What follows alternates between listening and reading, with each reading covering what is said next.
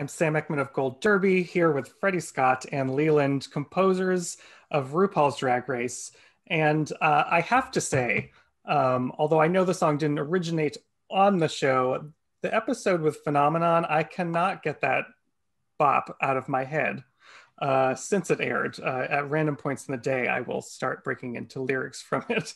And do you experience people like singing back your songs? What is it?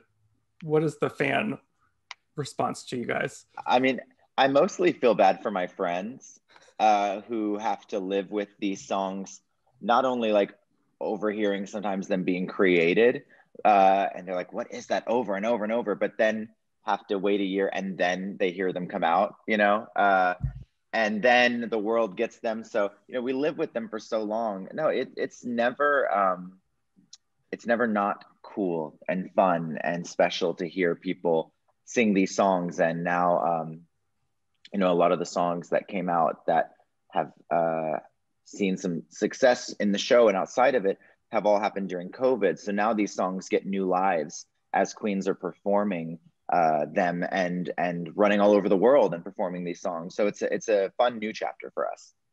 Yeah, I agree. It's never not fun to hear people sing them back or get into the songs, especially because there is such a lag time between us making them and them coming out. But specifically for like UK Hun, when that came out this year, ton of friends were like, oh my God, this song is amazing, but also I can't get it out of my head. I hate you so much, but I also kind of love you a little bit. This is terrible. This is great. A lot of memes of people having sleepless nights, waking up at 3 a.m, singing Bing Bang Bong, Sing Sang Song. That was really fun to see. I mean, it's always fun to make a cultural impact, even if it's people learning a new skill like insomnia. So it's been really lovely to hear everyone really get into the music. And sometimes there's original songs for the show, and then there's some that originate, like Phenomenon, which was for the Drag Race live in Vegas. Mm-hmm. What is the process when you have a number like that in translating it into something for the show? Well, that had been done for the Drag Race live. And I think during the season, we just talked about, hey, what can we bring to, what new music can we bring to the season? We always try to reimagine things, like with the musicals. A lot of those are reimagined Ru songs. A lot of those are just us trying to shuffle ideas around and make a new thing out of an old idea sometimes. So that was like, let's do Phenomenon, which is a great opening number over at Drag Race Live, and make it a cast version. So that was us reconfiguring the song for that, doing some new mixes of the song, some new production on the song to give room to all the queens, because I think it was 6 or 9 queens on that song. So we had to kind of like make it a bigger song, more accommodating and more interesting throughout the new length of the song.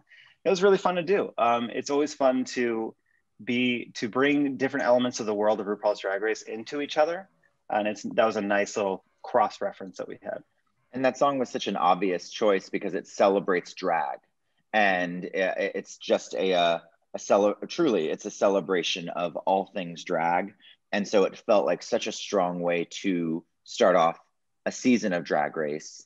And it was wonderful. I'd worked on that song with Ru and Tom Campbell anyways. And so it's always such a high compliment when Ru not only wants co-writes a song with us, but also wants to put his iconic voice on it and sing it. Mm-hmm. So Ru had really fallen in love with the song as it had been developed for the Vegas show. And it was Ru's idea to like repurpose it for the start of that season. And it worked out really well. And of course, the big number we get this season is Lucky for the top 4.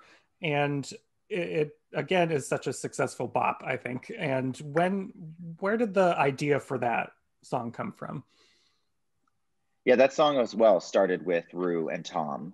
And that is truly where, whether we're working on Drag Race UK, Drag Race Down Under, there is a central hub of queer genius over at World of Wonder, where they will develop these concepts and, the gist of what the song is and share it with us. We start to develop it on our end and we go back and forth. And that is how Lucky was conceived. And and it started with Ru and Tom and the wonderful creative team.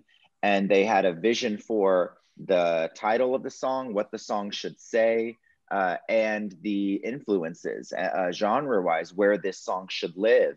And so we took all of that direction and expanded upon it from there, breathing life into the melodies and fleshing out the lyrics and coming up with spelling out the word lucky and infusing it with some more classic 50s, 60s lyrics of a little twist and slide, trying to give it a timeless yet fresh feel.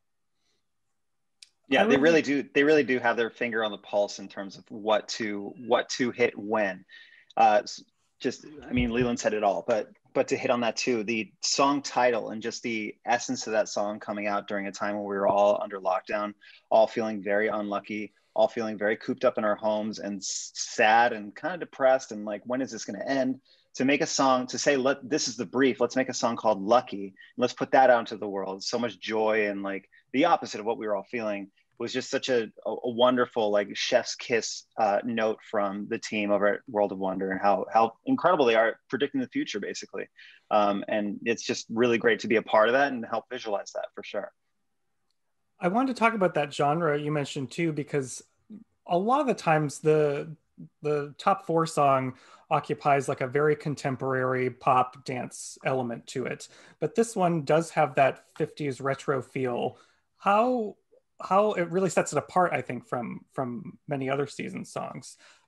How did you go about finding like the right orchestrations and everything for that to make it retro but also fit with contemporary sound?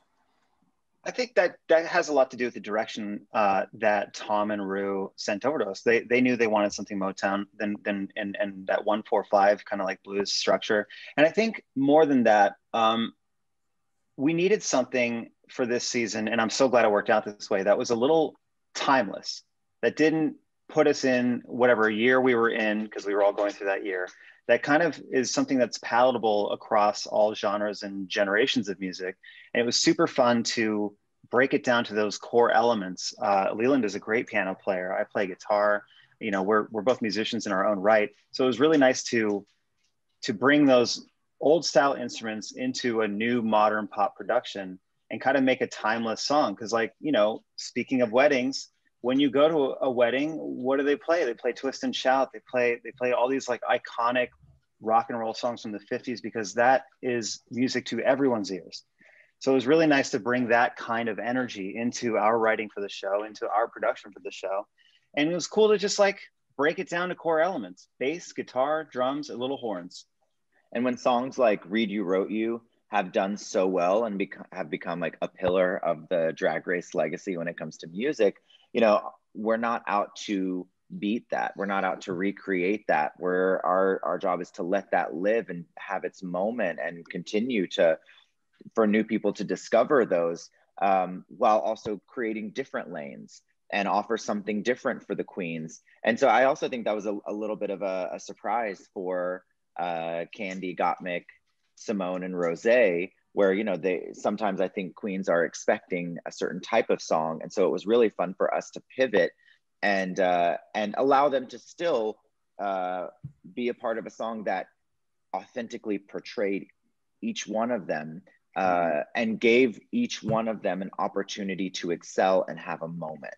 And so that's the consistency in these songs, in all of the songs we do for Drag Race, is, you know, our job is to make Ru laugh and make the queens look good.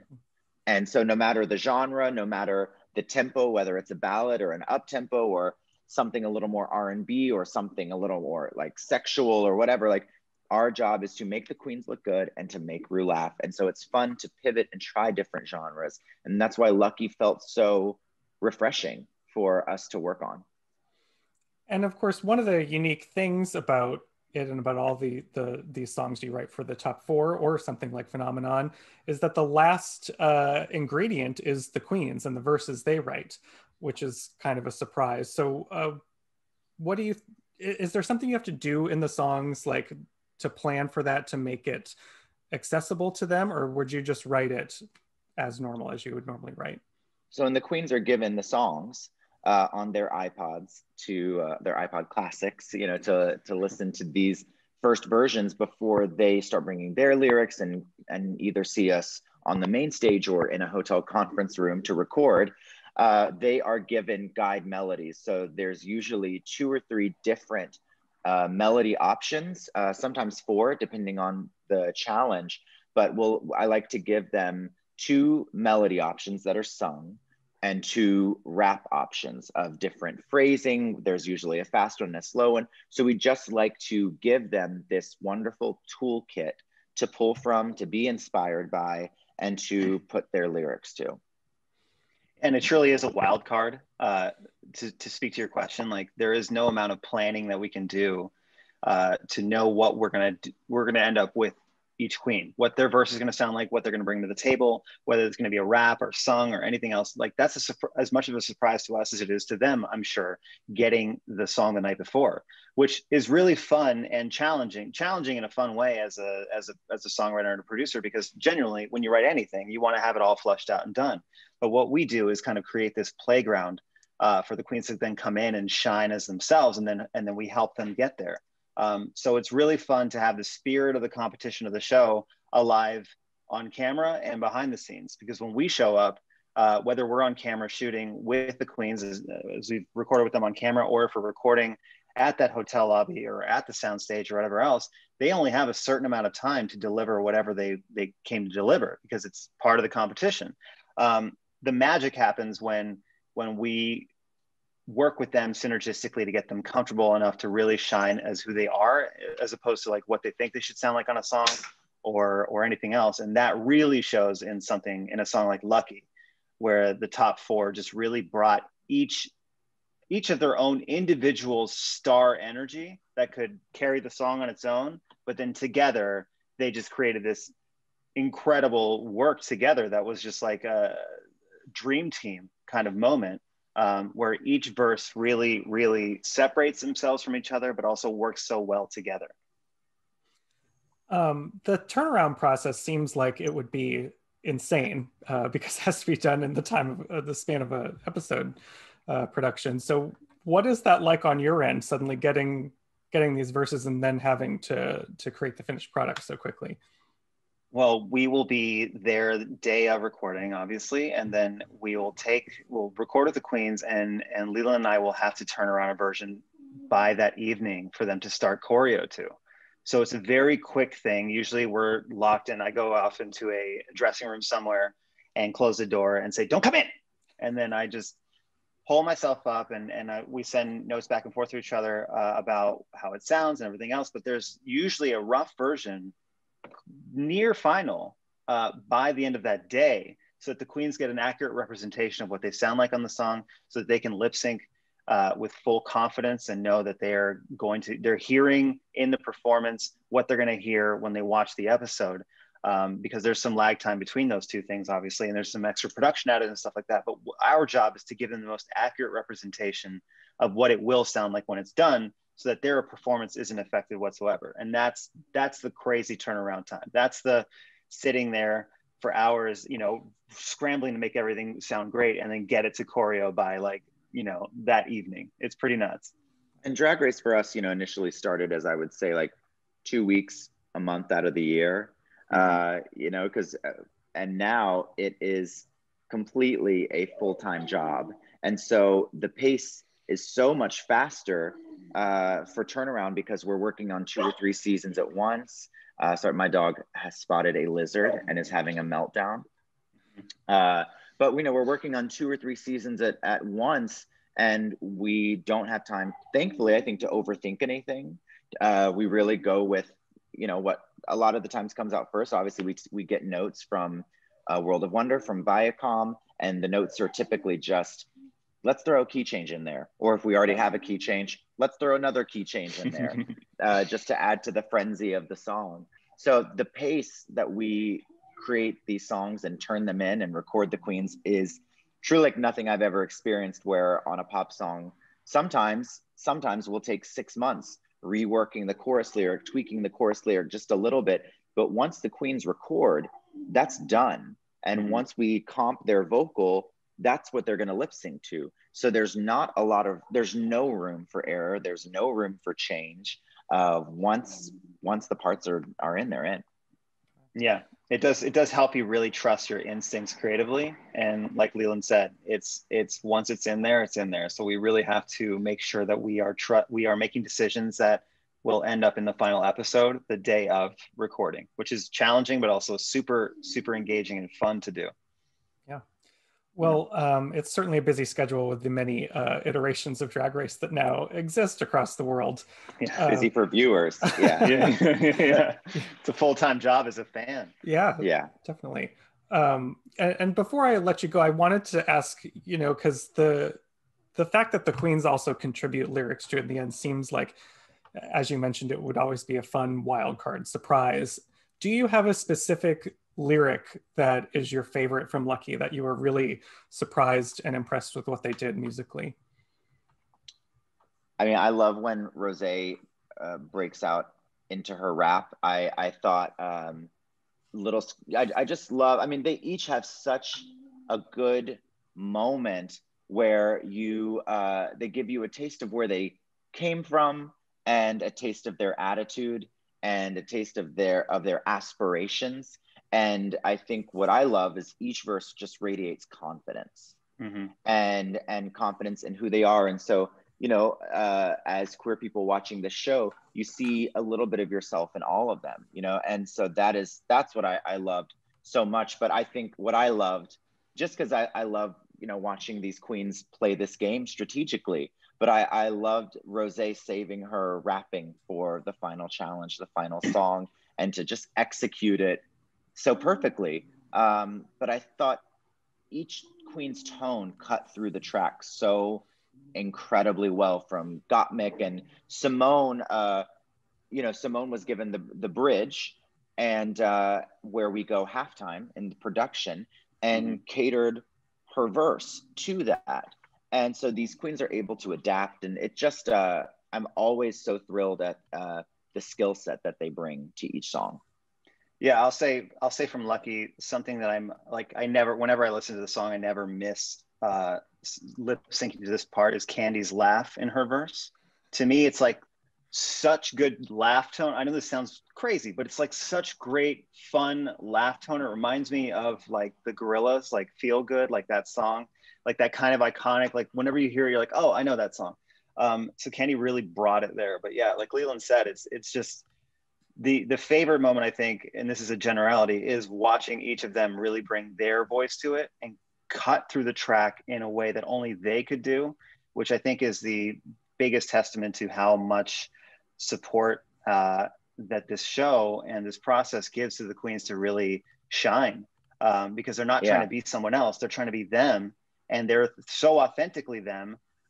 It's kind of a lesson that, like, when you really are yourself, it helps everything really come together and helps you shine. And each queen really just took the layers off and just went for it for who they are on each part of the track, and each verse of this track, and it really shows. And you have several iconic moments in each verse, and it's just like it's amazing to see. It's amazing to see that all come together at once. I think the lyric too that sticks out for me is, "I'm the definition of American dream." Because if World of Wonder and Drag Race has done anything, it is give hundreds of queens platforms to have careers after the show. And it's allowed so many queens to bump their rates, to live out their dreams, to start businesses, to be entrepreneurs, to go on tour, to create beauty lines, to get shows with other networks, to bring drag mainstream when no one was watching it. And so I think Rosé's lyric of "I'm the definition of American dream," no matter where you come from, if you are a talented drag queen, there is, and if you have a message and if you have ambition, there is a place for you in the Drag Race world. Yeah. Very well said. We'll leave that there. Thank you both so much for sitting down and talking Drag Race with me. It was a great job on Lucky this season. Thank you. We can't wait to see what other songs you have up in store. Get ready.